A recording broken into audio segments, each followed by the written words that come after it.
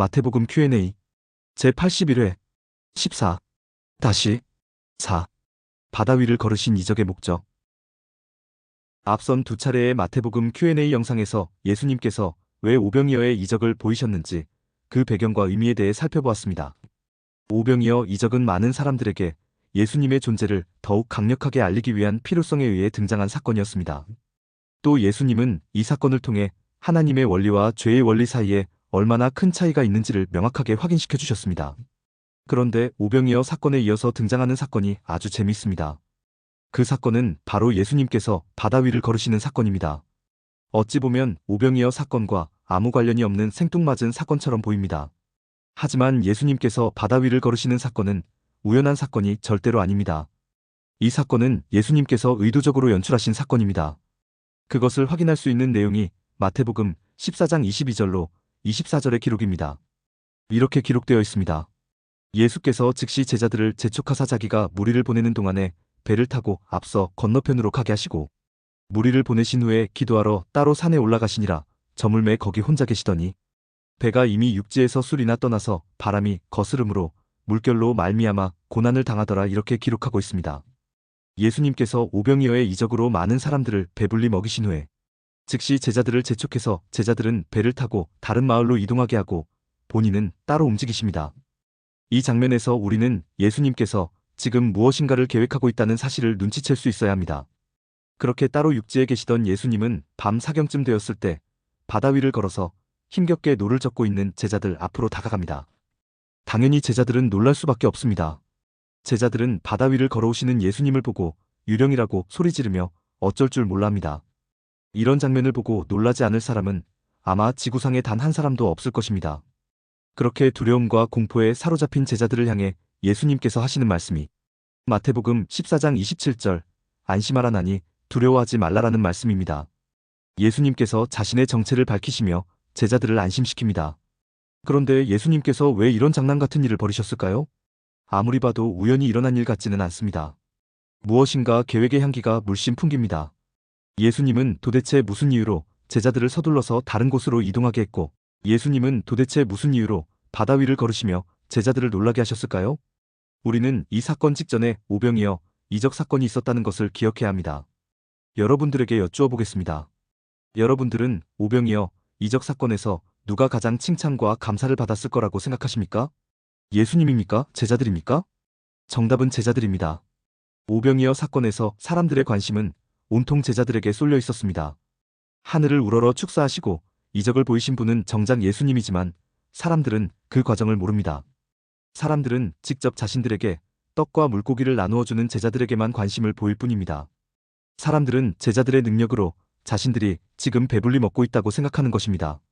떡을 받으며 사람들은 제자들을 칭송합니다. 물고기를 받으며 사람들은 제자들에게 감사를 표합니다. 제자들은 신이 났습니다.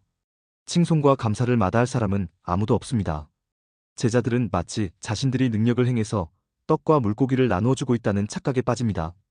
예수님께서 귀신도 쫓고 병도 고치는 능력을 주신 적이 있었는데 이제 이 능력 외에 또 다른 능력이 생긴 것인 줄 오해하고 착각합니다. 제자들은 떡과 물고기가 더 필요한 사람들은 손들어 보라고 하면서 마치 물 쓰듯이 아주 후하게 인심을 쓰고 있습니다. 예수님께서는 바로 그 오해의 현장에서 그 착각의 현장에서 제자들을 건져내 주시는 것입니다. 오병이어의 이적은 제자들의 능력이 아니라 하나님의 능력이라는 것을 깨닫도록 함으로써 지금 자기에 의해 사로잡혀 있는 제자들의 정신을 온전한 정신으로 돌려놓는 것입니다. 그래서 오병이어의 현장에서 빨리 벗어나도록 제자들을 재촉해서 다른 마을로 가게 하신 것이고 예수님은 바다 위를 걸으심으로써 제자들을 놀라게 하시는 것입니다. 그리고 놀라는 제자들을 향해 안심하라. 나니 두려워하지 말라라고 말씀하시는 것입니다. 제자들은 정말로 많이 머쓱했을 것입니다. 제자들은 정말로 많이 당황했을 것입니다. 조금 전까지 오병이어의 현장에서는 아주 멋있었는데 정말로 당당했었는데 아주 기고만장했었는데 지금은 예수님도 알아보지 못하고 놀라기만 했던 자신들의 모습에 아주 많이 실망하고 아주 많이 민망했을지도 모릅니다. 그러나 그것이 바로 예수님께서 의도하신 것입니다. 오병이어의 이적이 자신들의 능력일지도 모른다는 오해와 착각 속에 빠져 있을 수 있는 제자들을 향해서 너희들의 실체를 바로 바라보라는 메시지를 보내는 것입니다. 이런 예수님의 의도를 확증해주는 말씀이 마태복음에는 없지만 마가복음에는 기록되어 있습니다. 그 기록은 바로 마가복음 6장 52절. 이는 그들이 그 떡 떼시던 일을 깨닫지 못하고 도리어 그 마음이 둔하여졌음이라 하라는 기록입니다. 예수님이 하나님이심을 알지 못하고 오병이어 이적의 본질이 무엇인지 모르고 마치 이 모든 일이 자신들이 행한 것인 양, 자신들의 능력으로 일어난 것인 양, 자신들의 일을 드러내는 데에만 사로잡혀 있는 제자들의 둔해진 마음을 예수님은 경계하시는 것입니다. 그래서 바다 위를 걸으시는 장면을 일부러 연출하시는 것입니다. 그런데 예수님께서 바다 위를 걸으시는 이 장면 중에 아주 재미있는 장면을 보여주는 사람이 한 사람 있습니다. 그 장면의 주인공은 바로 베드로입니다. 예수님께서 안심하라나니 두려워하지 말라라고 말씀하시면서 자신의 정체를 밝히자 두려움에 떨던 베드로가 갑자기 주여 만일 주님이시거든 나를 명하사 물 위로 오라 하소서라고 말합니다. 이에 예수님께서 오라라고 말씀하시고 베드로는 예수님처럼 바다 위를 걷기 위해 물 위로 발을 내딛습니다.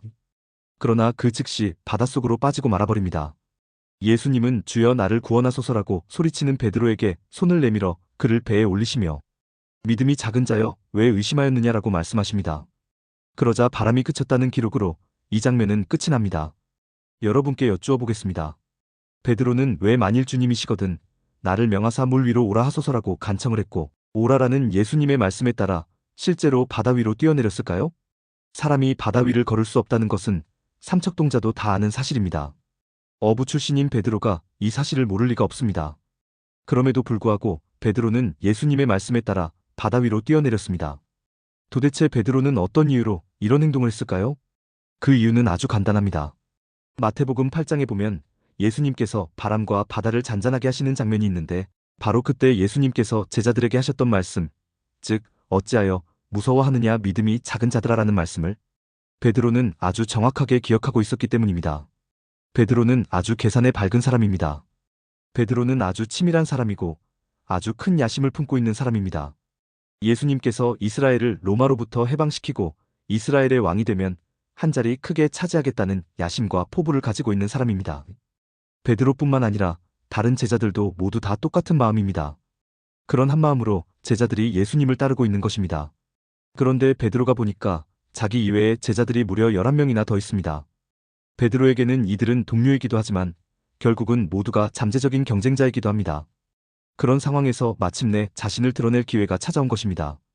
자신이 다른 제자들보다 훨씬 더 큰 믿음을 가지고 있고 자신이 다른 제자들보다 훨씬 더 큰 용기를 가지고 있고 자신에게 훨씬 더 큰 자리를 주면 예수님께도 큰 도움이 될 수 있다는 것을 예수님께 증명할 기회가 찾아온 것입니다. 그래서 하는 말이 만일 주님이시거든 나를 명하사 물 위로 오라 하소서라는 말이고 오라라는 예수님의 말씀에 용기를 내어 바다 위로 뛰어내리는 것입니다. 자신이 다른 제자들보다 조금이라도 잘나면 잘났지 절대로 못나지 않다는 것을 예수님께 눈도장을 찍기 위해 이런 일을 벌이고 있는 것입니다. 베드로가 얼마나 처세술에 밝은 사람인지를 이해하셔야 합니다. 그런데 베드로는 결국 바다 위를 걷는데 실패하고 물속으로 가라앉습니다. 이런 베드로를 예수님께서 구해주시고 하시는 말씀이 믿음이 작은 자여 왜 의심하였느냐라고 말씀하십니다.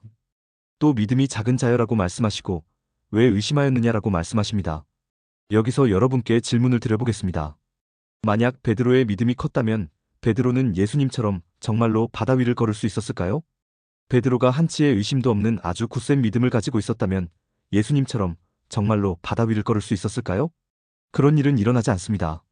중국 무협소설에서 이런 내용을 읽은 적은 있어도 실제로 사람이 물 위를 걸었다는 것을 지금까지 저는 한 번도 들어본 적이 없고 본 적도 없습니다.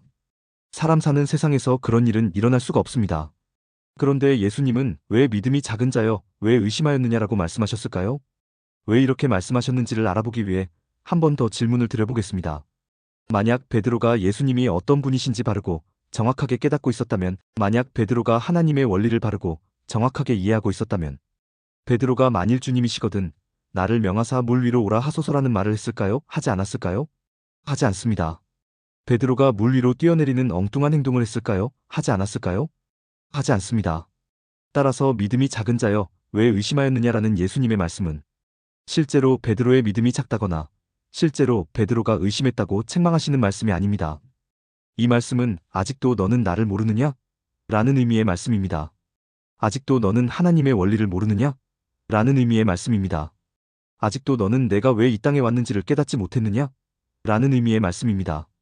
이렇게 무엇을 모르는 사람에게 어떻게 해야 하겠습니까? 세상은 모르는 사람을 무식하다고 놀리고 책망합니다. 심지어 모르는 사람을 이용해 먹기도 합니다. 그러나 예수님은 그렇게 하지 않습니다. 예수님은 가르치십니다. 더 많은 이적을 보여주시고 더 많은 가르침을 행하시면서 베드로를 비롯한 제자들을 깨우쳐 주십니다. 그런 내용을 마태복음 15장에서 확인할 수 있게 됩니다. 정리하겠습니다. 오늘 오병이어 사건에서 자기의 의에 빠지는 제자들의 모습을 발견할 수 있었습니다. 그런데 이런 모습을 요즘도 우리 주변에서 자주 보게 됩니다. 하나님의 특별한 은혜를 받은 사람이 있습니다. 하나님의 특별한 은사를 받은 사람이 있습니다. 병 고침을 받은 사람이 있고, 물질의 축복을 받은 사람이 있고, 예언의 은사를 받은 사람이 있고, 치유의 은사를 받은 사람이 있습니다. 그런데 그런 사람들을 통해서 하나님을 온전히 만나기가 참으로 어렵습니다. 왜냐하면 그런 사람들은 대부분이 하나님을 드러내는 것이 아니라 자기 자신들을 드러내기 때문입니다. 그들의 특별한 능력만이 강조될 뿐이고 특별한 은혜를 받을 만했던 그들의 행위만이 강조될 뿐입니다. 그러는 가운데 기독교가 어느새 수단과 방법의 종교가 되어버립니다. 하나님의 은혜는 어디론가 다 사라져버리고 온통 복받는 방법, 치유받는 방법, 은혜 받는 방법만이 강조되는 종교가 되어버립니다. 본질은 다 어디론가 사라져버리고 핵심은 다 어디론가 사라져버리고 수단과 방법만이 남아있습니다. 오늘 사건에서 예수님은 바로 이것을 방지하시는 것입니다. 제자들이 자신들의 의에 사로잡히지 않도록 온전히 하나님만 바라보고 하나님의 가치와 원리를 깨달을 수 있도록 이끌어주시는 것입니다. 그래서 오병이어 사건 이후 서둘러 제자들을 다른 곳으로 가게 하면서 바다 위를 걸으시는 모습을 제자들에게 보여주시는 것입니다. 오늘 내용에 공감하셨다면 구독과 좋아요, 알림 설정 부탁드립니다. 하나님의 말씀을 바르게 전하는데 큰 도움이 될 것입니다. 평등하고 공정하며 정의롭고 행복한 세상을 이루는데 큰 도움이 될 것입니다.